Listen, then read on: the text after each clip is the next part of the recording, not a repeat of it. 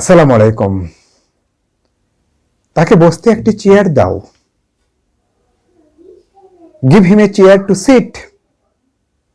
এইটুকু বললে কিন্তু ভুল হবে, যে আমরা ভুল করে বসি। কি হবে?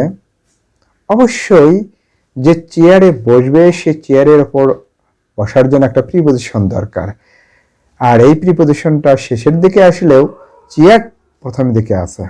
যদিও এটি একটি প্রিপজিশন, সিম্পল, কম্পাউন্ড কিংবা ডাবল প্রিপজিশন যাই হোক না কেন, আসলে এটি শেষে বসার কারণে এটা আরেকটা নাম, সেটাকে বলা হয় ডিটেচড প্রিপজিশন, বিচ্ছিন্ন। Give him a chair to sit on ব্যবহার করতে হবে, কিন্তু sit on, on the chair, chair আগে থাকলেও। যেমন আমার লেখার কোনো কলম নাই, I have no pen to write with. এই উইথ না লিখলে বাক্যটা কিন্তু ভুল হবে। সেই কলম নাই যে কলম দ্বারা আমি লিখবো, এই জন্য রাইট উইথ।